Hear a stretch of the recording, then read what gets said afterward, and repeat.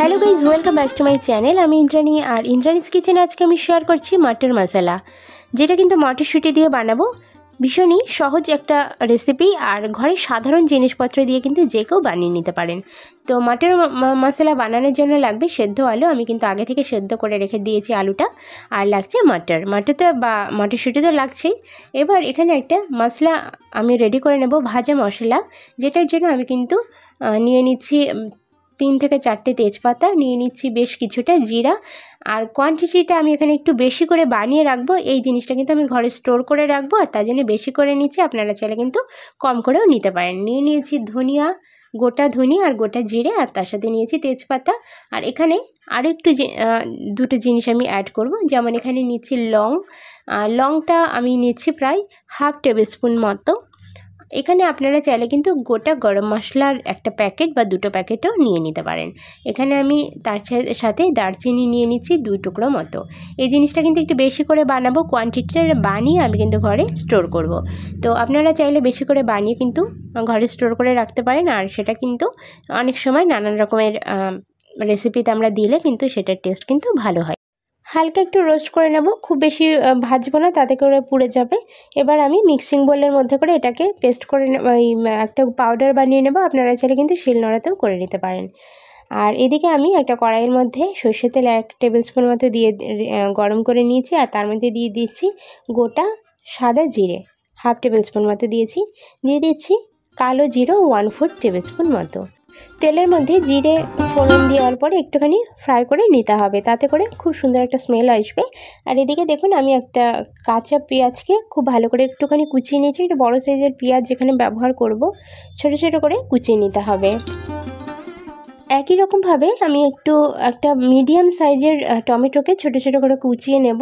এই পেঁয়াজ এবং যে টমেটোটা, এটা কিন্তু আপনারা আগে একটু কুচিয়ে রাখবেন, তারপরে গিয়ে ফোড়নটা দেবেন।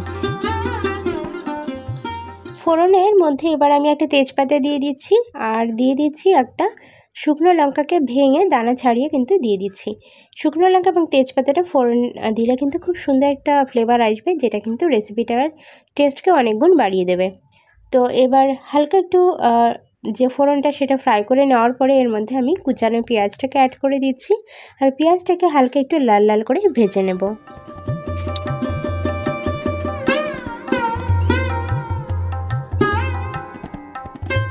পেঁয়াজটা কিন্তু বেশ লাল লাল করে ফ্রাই করা হয়ে গেছে। এই সময় আমি এতে কুচিয়ে রাখা টমেটোটাকেও অ্যাড করে দেব। পেঁয়াজ এবং টমেটোটাকে একদম মানে সেদ্ধ বা গলে যাওয়া পর্যন্ত কিন্তু অপেক্ষা করব। একদম পুরো নরম হয়ে গলে যাবে সেই পর্যন্ত কিন্তু এই ফোড়নটাকে নাড়াচাড়া করতে থাকতে হবে। কিছুক্ষণের মধ্যেই দেখবেন জিনিসটা একদম গলে গেছে আর মিশে গেছে সমস্ত মশলার সাথে। তো গলিয়ে নিতে হবে, আর তার জন্য কিন্তু বেশ কিছুক্ষণ ধরে জিনিসটাকে নাড়াচাড়া করতে থাকতে হবে। পেঁয়াজ এবং টমেটো খুব সুন্দরভাবে কিন্তু ভাজা হয়ে গেছে। এবার এর মধ্যে আমি কিছু গুঁড়ো মশলা ব্যবহার করব। যেমন প্রথমে দিয়ে দিচ্ছি হলুদের গুঁড়ো 1/2 টেবিল স্পুন মতো, এখানে হলুদের গুঁড়ো ব্যবহার করা হয়েছে। দিয়ে দিচ্ছি 1/2 টেবিল স্পুন মতো জিরের গুঁড়ো, 1/2 টেবিল স্পুন মতো ধনিয়া পাউডার এখানে অ্যাড করে দেব। কাশ্মীরি লাল চিলি পাউডার দিয়ে দিচ্ছি 1/4 টেবিল স্পুন মতো। এটা শুধুমাত্র কালারের জন্য ব্যবহার করছি, আপনারা কিন্তু শুকনো লঙ্কার গুঁড়ো ব্যবহার করতে পারেন। আর কালারটা দিলে চাইলে কিন্তু সেক্ষেত্রে কাশ্মীরি লাল চিলি পাউডারটাও দিতে পারেন। সবকটা মশলাকে একটু ভালো করে মিশিয়ে নেব এবং খুব সুন্দরভাবে জিনিসটাকে কিন্তু কষিয়ে নিতে হবে। যত ভালোভাবে মশলাটাকে কষাতে পারবেন ততটাই কিন্তু আপনার রেসিপিটার টেস্ট কিন্তু আসবে। আর এখানে একটা কথা মনে রাখতে হবে, যদি মশলাটা কষাতে কষাতে মনে হয় যে তলা দিয়ে ধরে যাচ্ছে বা পুড়ে যাচ্ছে, সেক্ষেত্রে কিন্তু হালকা একটু জল অ্যাড করতে করতে কিন্তু মশলাটাকে কষিয়ে নেবেন। একদম তেল ছাড়ার আগে পর্যন্ত মশলাটাকে কষাবেন। আর অবশ্যই মশলাটা যেন পুড়ে না যায় সেটা কিন্তু খেয়াল রাখতে হবে। জল দিয়ে কষালে কিন্তু মশলাটা ধরে যাওয়ার সম্ভাবনা থাকেই না। তো ভালো করে আমি মশলাটাকে কষিয়ে নেব বেশ কিছুক্ষণ সময় ধরে, আর তেল ছাড়া পর্যন্ত অপেক্ষা করব।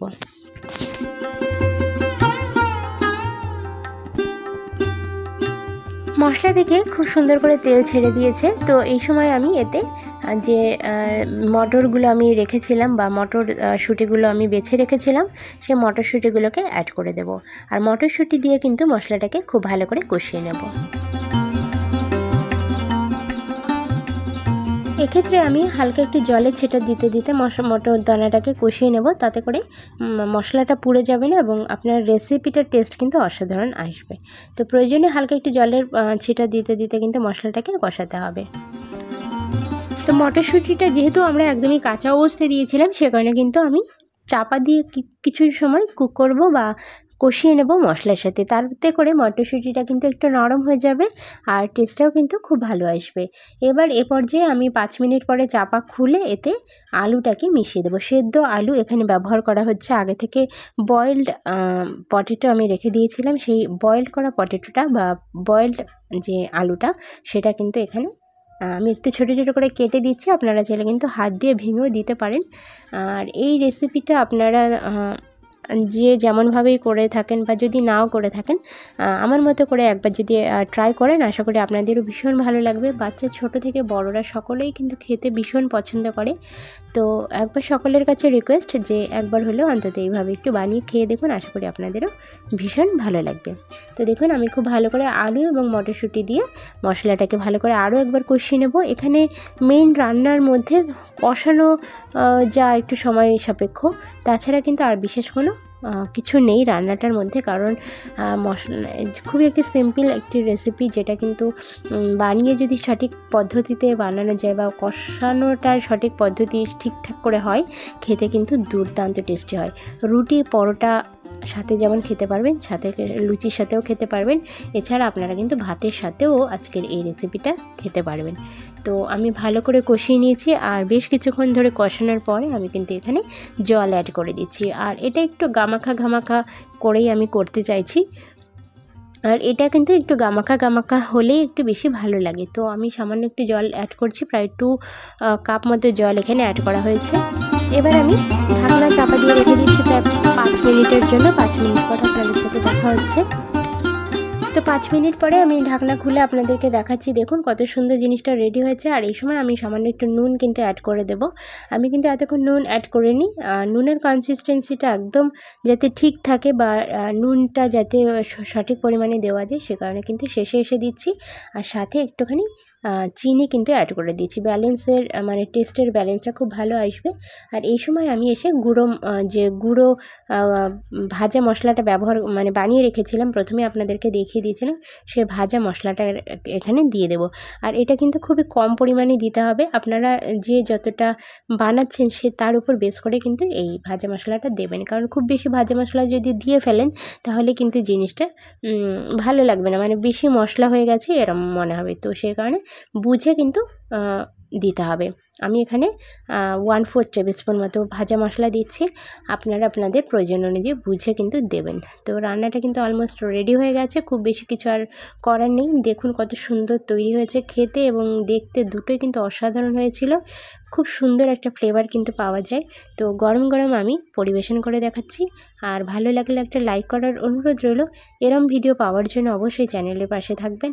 আশা করি আজকে আপনাদের ভিডিওটা ভালো লেগেছে, আর একটা লাইক করে আমাকে কিন্তু অবশ্যই সম্মতি জানাবেন পরের ভিডিও বানানোর জন্য। ধন্যবাদ সবাইকে পাশে থাকার জন্য এবং ভিডিওটা শেষ পর্যন্ত দেখার জন্য।